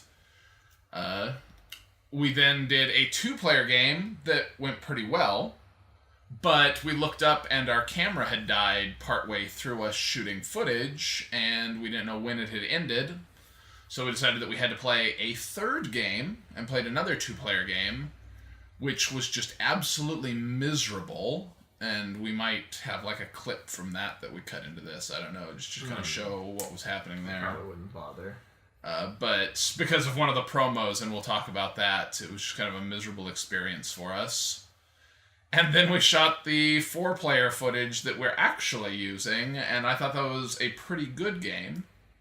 And I think that's important to talk about because that means that it basically took us, it wasn't until our 4th game that we were actually playing the game correctly. Yeah, that we felt pretty solid about the rules. And we still did like one thing very slightly wrong, because I started Robert the Monk in 1 space off of where he's supposed to start.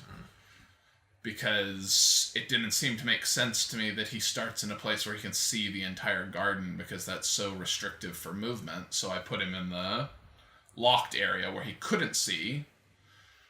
But yeah, I think that the rules are kind of a mess like that. Yeah, which is why we made a video for it. Indeed, that's true. I think that overwhelmingly the biggest issue with this game is going to be its rules don't really make a lot of sense. Like, trying to read them, they're not referenced in a way that's really clear. The biggest thing is making sure that you are paying a lot of attention to the turn order, that it tells you, okay, the novices write down their movement. Now they reveal their card. Now they roll for sound. Okay, the nuns go. They move their number of spaces. Then they play their cards. Because that was the thing that we kept doing wrong, that it seems to make more sense that you decide if you're walking or running and play your card and then you move. But it's actually the other way around, that you move and then that determines whether you were walking or running. Because you can change your movement midway through your move to try to run and catch a novice. And then roll for sound and remove tokens and, go through that process very, very carefully, or you're going to do it wrong. And it's really easy to do it wrong because it's a little counterintuitive. Yeah. The game overall kind of feels awkward and fiddly, I guess. Yeah. I don't really know that there's a way around it based on the way it's designed. It just kind of... It just has like a lot of fiddly little pieces like the sound tokens. Which there are a lot of. And... I mean, you might use all of them in like an 8-player game. I guess you could have that much sound happening, but none of the times that we have played have we ever used more than like 3 in a turn, maybe. Yeah. So I don't know why there are that many of them, but there are. What do you think about just the general gameplay? Like, it's a hidden movement game, and I think it's really unique as a hidden movement game because it plays 8 players. Well, it not only plays 8 players, but the majority of the players are the people doing hidden movement, where you typically see the other way around, that one player is controlling a character in a hidden movement structure, and everybody else is a team trying to catch them. Yep. And I think that that's one of the things that's really interesting and cool about this game to me, that it tries to turn that around and to have a system where one player's movement is visible and, you have up to 6 people who are doing hidden movement stuff. Sure. But I know that also irritates you because you can't see the other novices. Well, see, that's the thing. Like, I think that's an area where the mechanics don't really match up with... I don't know if you'd say they don't match up thematically with what's happening, but... Logically. Say if you were playing a game of hide and seek. Yeah. And it's not really a team game, it's every man for himself. Yeah. And everybody goes and hides. If you see someone come into your area where you've got a great hiding spot, and they're like, "Oh, that's a great hiding spot," and they try to edge in with you, you're like, "Get out of here, man! I'm trying to hide. You're gonna get us both caught." And they knock a broom over and drop a jar full of pennies, and you're like, "What is happening? Get out!" This is like that. Yeah. But the problem is that you can't. There's no mechanism for seeing the other players because it would spoil it for the guards. And I don't really think that works because, in our gameplay footage, the reason we lost is because one player kept moving to just through happenstance the same place that I was at. Yeah. And kept making noise and getting caught. Yeah. And not even she was making bad moves, just the dice rolls were too high and happened to be standing in places that also drew me toward you. Yeah. I never did anything over the course of the entire game that brought attention towards me. Yeah. I never made noise and I never did anything, but I got caught twice because the other character was making noise in my general direction. Yeah. If I knew that she was going that direction and at any point I had a choice of go up or down, I would go the opposite direction of the other player because, to spread out sound, yeah. Not even that, all other things equal, I'm going to go off in my own direction. Yeah. Because you're going down there and you're going to increase the odds of my getting caught. Yeah. I can't make that decision, though, if nobody knows where anybody's going. Yeah. So I don't think it works mechanically in that sense that everyone is doing hidden movements. It just doesn't make any sense. Do you think that it could... Well, I mean, this is kind of a silly question because it could obviously work, but I was going to say... if it was the other way around, do you think the game would be better, where the novices were on the board and you had nuns who were secret movement trying to catch people? I don't know how that would function, but I guess it would be kind of similar in tone to a game like Letters from Whitechapel. I guess either way it doesn't really make sense because, You should only be able to see someone, you personally should only be able to see someone when they enter your line of sight. Yeah. And so you shouldn't be able to see that there's a nun on the other side of the abbey. Yeah. You wouldn't know that. Sure. So there's no real mechanism to get over that other than everyone is secret movement. And if you happen like there's no way to be like, okay, well, I'm in this space now. Oh, and I can see you, kind of thing. Yeah. It's just a restriction of it being a board game that you can't really overcome that hurdle. Sure. So I think it does the best it can with that, but I really can't get past how there's a sort of mechanical flaw in that. Mm-hmm. And you read about a variant for how players might see each other, right? You basically have to tell the guard to go leave the room. To leave the room, and then you everybody put your tokens down. Oh, there you are, kind of a thing. Okay. I don't know. That could be an interesting way to play the game. But it would make it take longer. It would take a lot longer. And I don't know... that would be that valuable. Yeah, I don't... Again, it doesn't make sense if, you're all on opposite corners of the abbey. Yeah. Well, I guess let's talk about the abbey itself. What do you think about the general artwork for the game? I think the artwork is fine. The art on the cards is very colorful and brightly lit. Mm-hmm. Pretty clean design. The art on the board is dark and muddled and kind of probably confusing overall for people more than it should be. Yeah. But it's trying to be kind of thematic for this is the abbey at night, but there are like all these rooms are labeled, but the rooms that don't matter are labeled in a way that kind of doesn't like the toilets. Like the toilets. Yeah. Unless there's this idea of in the future we'll make an expansion where there will be more cards and more paths. Go do something in the toilet or whatever, that's not. Maybe they were planning on doing something like that, but they didn't. Mm-hmm. And I feel like the game's been out long enough that probably that's not going to happen. So. I don't know how they would have anyway, since you wouldn't have paths marked on the board. My assumption would be that they do event cards or something. Sure. That have things that happen based on locations, but yeah, that could work. I think that'd be adding another layer of things happening in the game that would just kind of slow things down more. Yeah. Yeah. But I'd say. Oh, go ahead. Ultimately, the board is kind of an issue. Yeah. For multiple reasons. The most obvious is that in a hidden movement game, if you're paying attention to what other people are doing, you just look at where they're looking, it's very clear, oh, you're looking at the lower right corner of the board, clearly you're down there. Yeah, you're counting those spaces. So, to get around that, we have a copy that we have personal maps printed out for people to look at. Yeah, so the novices can pass around a couple of maps.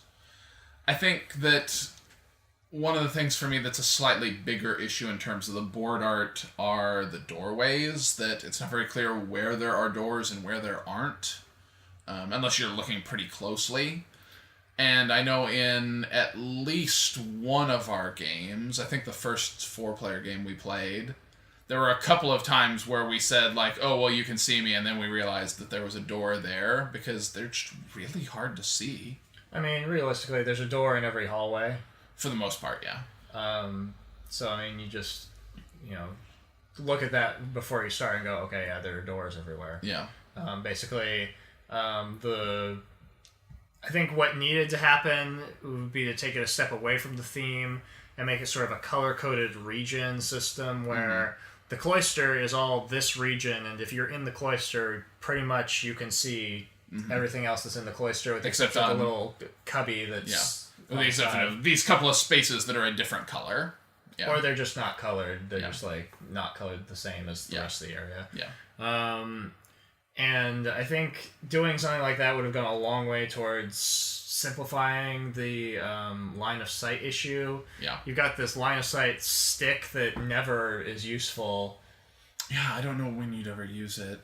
The back of the rules have a chart that tells you, if you're on this space, you can cross-reference over to another space, and it either has a check mark or an X to tell you yes or no.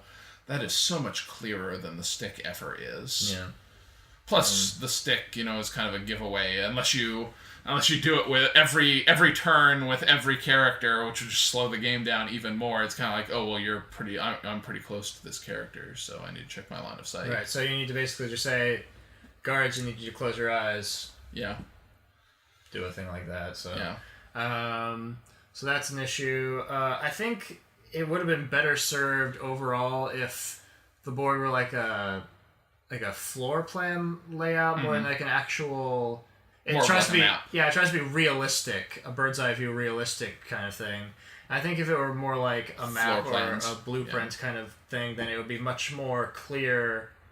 And I think like the artwork for like the guards, The path cards are kind of like a they're like black and blueprint. white at least. And that's really, and it's because it would not be clear what path it is if it were on the normal map. So It's already not very it's clear. already not really clear. So that's an issue. The nun movement cards are one of the things that I was going to complain about just a little bit. That they aren't bad. Like, once you get a handle on where those paths are, and after you've played the games a few times, you can, look at the card and say, okay, this goes from the abbess' cell to the kitchen, and it's this color card. That path goes in this route. Even though that's a really weird route to take to go there, that's the path that's on this card. Mm-hmm. So, once you've played it a couple of times, you get a handle on that, but I wish that they were clearer. I think they probably need to be bigger. Yeah, they probably need to be like tarot-sized cards. But then that would be annoying too, because they'd be big giant cards. I mean, Yep. Yeah. Just a lot of things like that for me with Nuns on the Run. Does that bring us to promos? Do you have something else? We can talk about the promos. All right, so there are Three. There are 3 promos. All created years after the original design by people other than the original designer. And I think all of them are by different sub-designers too. Like, none of them are the same people. I don't know who designed the one we don't have, so I don't know. Yeah. So there are 2 monks, one who's blind and one who's deaf, and we have the deaf one, but the blind one is effectively exactly the same. Did you look that up? Yeah, I looked to check what the rules were on it. So if you have either of the monks, I think you can play both monk variants. And it tells you don't use both at the same time. They both start in the Garden Gate. One can see, and as he makes his way through, you put novices down, but he doesn't react to them at all, so it's just more information for the guard player. The other one can only hear, so you put down sound tokens around him, but the nuns can't react to that either. So you just have tokens that are being placed that you can't really react to unless you're currently choosing, like a movement card, or can use that information in some other way. Like, it's really difficult to make much use of. And then the third one... Well, before we go there... Oh, go ahead. Talk about how you feel about the monks. Do you feel like they add to the game? Do you feel like they're just kind of there? I think... Player count? Well, all of them, I think, are only usable up to 5 players. So if you have more than 4 novices, you aren't supposed to use the monks, I think, is true. I think that in a low player count game, it's very difficult to be the nuns because you only have so little of the abbey that you're able to cover with your 2 guards, that if you only have like 1 to 3 novices, it can be really hard to have any idea where they are. And I think in those situations, the monks are a decent way of trying to balance that issue so that you have just a little bit more information. I don't think they do it really well, and in some ways they just kind of complicate issues because you can see things but you can't really react to them, but you can. If you have like a sound token that's on the board that's for some other character, your nun could choose to run off and go grab the character that the monk can see, even though she has no idea that character's there. Mm-hmm. So I remember looking at a variant where someone suggested that at least the blind monk make like some sort of squeak noise or. I think it's completely legitimate that either of the monks could make noise to indicate like, hey, I can hear something over here, and that would in some way possibly attract the attention of the nuns. I think that it's legitimate to have something happen there as a variant for those. But overall, would you be like, don't bother? Overall, I think in a low player count game, I would recommend using them. Okay. I think that they're better than kind of stumbling around with just your two characters and maybe having zero information. Because they're almost like a third guard, but they can't catch anyone and can't really react, so it's kind of like having a little half guard. I mean, I guess if you wanted to, you could just pretend they're a third guard. Yeah, you could. You could make them, if like you wanted to change movement. the difficulty and handicap the game. Yeah. So I think you could easily manipulate that in some way. So the third promo is the Anchorite, which we both kind of think is garbage. yeah, it's trash. It gets placed somewhere on the board and blocks a space. And the general idea there is that you're restricting movement on the board and using that as a mechanic to Shrink the map in some way. The problem with it, and the first of the problems with it, are the spaces that it chooses.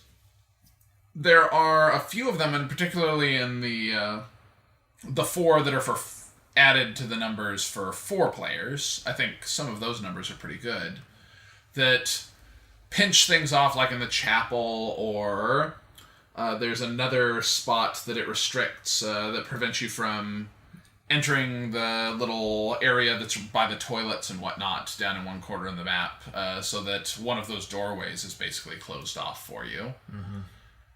I think those ones work pretty well for restricting movement. And I think other ones they could have had would be like maybe out in the cloister area. Yeah, I think that should have been one of them too. Maybe in the garden over on the left. Yeah. There are another grouping of them that are just kind of worthless. Like there's one that's in the corner of the chapel that we played with in one of our games that just never meant anything. Like it was completely pointless. Because you would never be standing there. Yeah, it was really odd. But the big problem with them are the ones that are on nun movement paths, particularly the 2 that are next to the novice chambers, because they block off that corridor, and they also prevent the nuns from using like half of their starting cards. That, because you can't go through it or around it in any way, you effectively are just throwing away like 4 cards or something out of your already pretty limited number of cards that you can play during the game. I think in our gameplay when we did that, I had 3 cards I could choose from. Yeah, so like 5 of your 8 starting cards, something like that, are just unusable. More difficultly, the novices have just obscenely restricted areas of movement when the Anchorite is in that corridor. I think it's just completely game breaking. 2 of them flat out can't get out of their rooms. Yeah. And so one for one placement and one for the other placement. I assume that it would just say, oh, well, if someone has this character, then put it back and get a different token, yeah. But I don't know why that was a thing. But more than that, it's the idea that if you are one of the 2 characters on the right side of the Anchorite, one of the 2 novices on the right side of the Anchorite, you have to go up around that side toward the pharmacy. Toward the right. Yeah. The guard player knows that. They also can only go up and to the right because of the cards they can play. Yeah. So you're just going to walk in the same direction unless you as the novice decide you have to just stand still for a couple turns while the nuns walk out of the way and then go. But then you are effectively handicapping yourself because you have less time to get your mission taken care of. It's just completely ridiculous how bad that placement is for the game. That was where it was in our 2-player game, and that was what made it so miserable. That like you were like, I have to go over here. I was like, I know you have to go over there. I also have to go over there, and I found you on the first turn. Yeah, and then caught me again on like the 3rd turn because I was just pinned down and could never move. So it was really obvious where I was the entire time. It was terrible.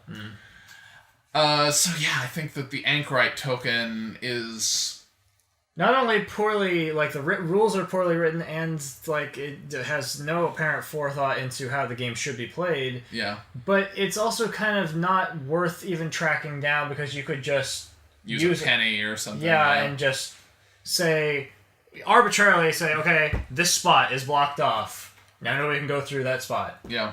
And the spots that it gives you in the rules, like in addition to some of them being just awful choices, it doesn't tell you how to choose where to place it. It just says, put this on the board. So we felt like the only thing that was sensible was to roll a die and randomize it, but I don't know. You saw how that worked out. Yep, it was bad. Yep.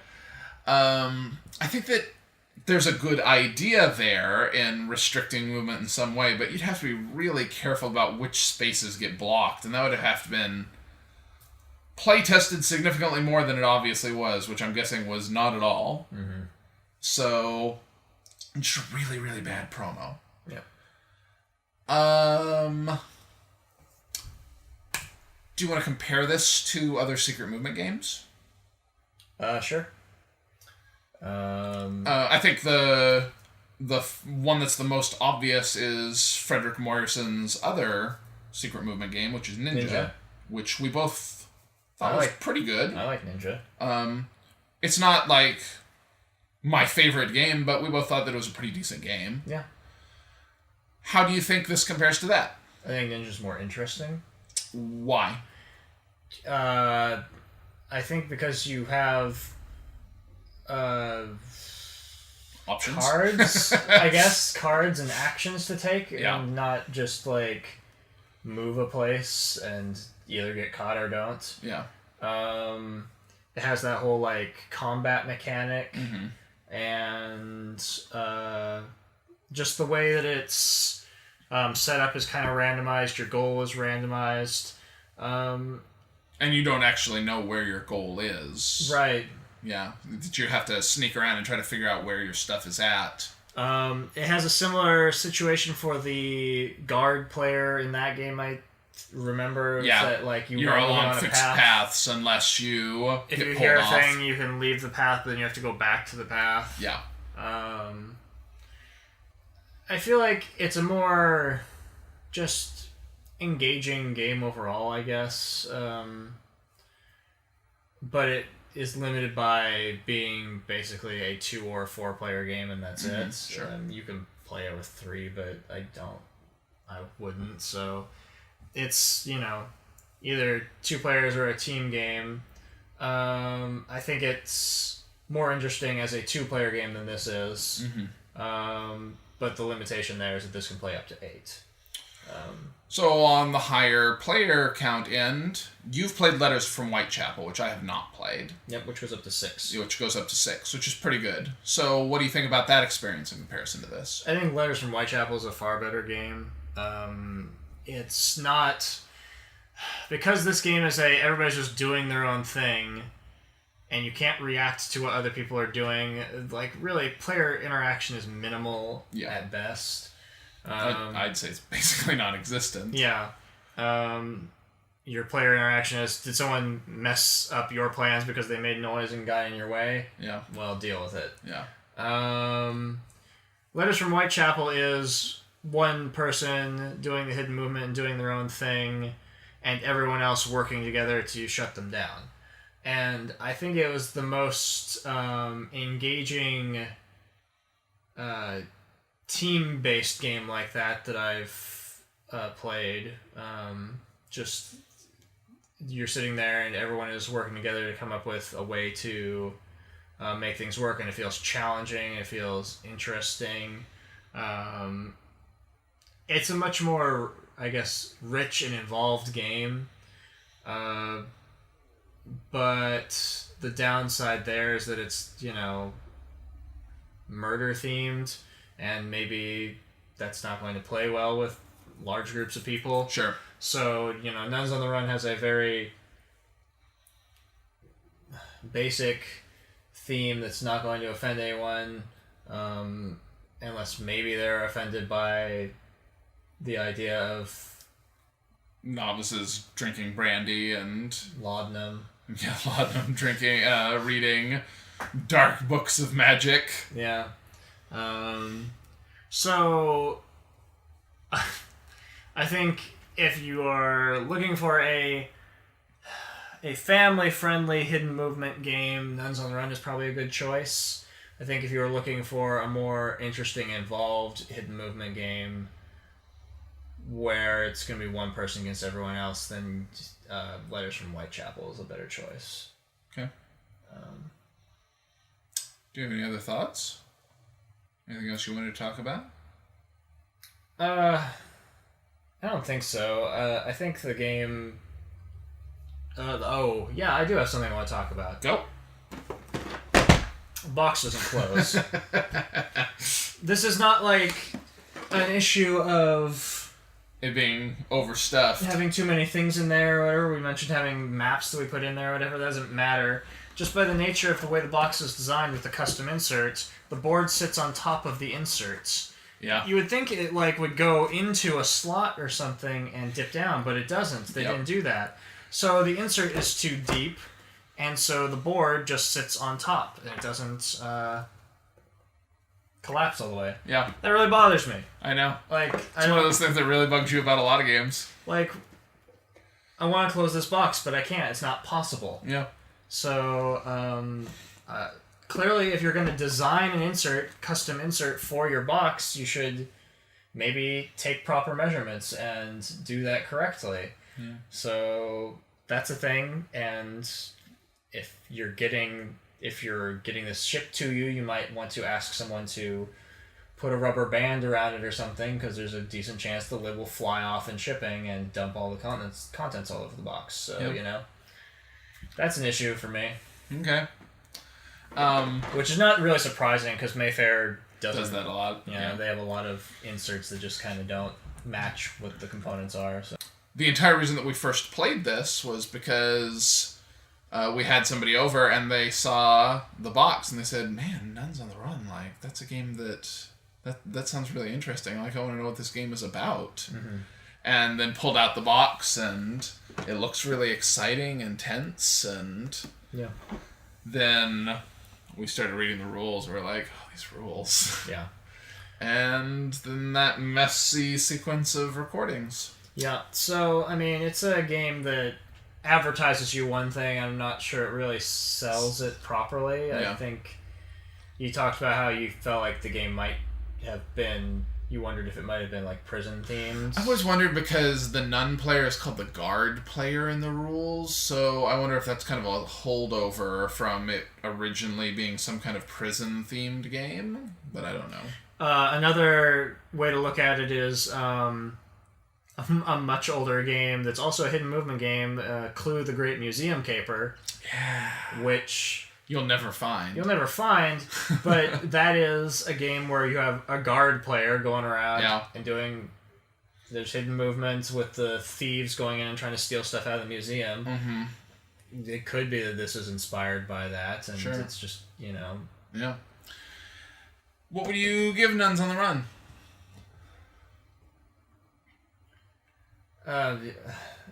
Maybe somewhere between a 5 and a 6. Yeah, I was going to say about a 5.5, 5.75, somewhere in there. I'd say 5.5. Yeah. And our ratings certainly come up in the after a couple of plays, based on our most recent play. I felt a lot better about this game than the first couple of times we played it. I think knowing how to play the game helps a lot. It does. And that's a big issue with rules that are bad. So when we got a hold of this game, there was no video for explaining the game, and the rules just do not do a good job. The frequently asked questions didn't really seem to answer the questions. Yeah. So this game's existed for quite a while, with people just kind of muddling through, I guess, or people just figuring it out easier somehow. Hopefully making a video for it makes it more accessible for people. Yeah. But, my feeling is that there are better hidden movement games. Every one of them that we mentioned, I would probably rather play than Nuns on the Run. Yeah, I would too. I'd rather play Nuns on the Run than like Scotland Yard, but that's about it. And maybe I don't know how deep my hidden movement game, like I don't know that I played every hidden movement game, but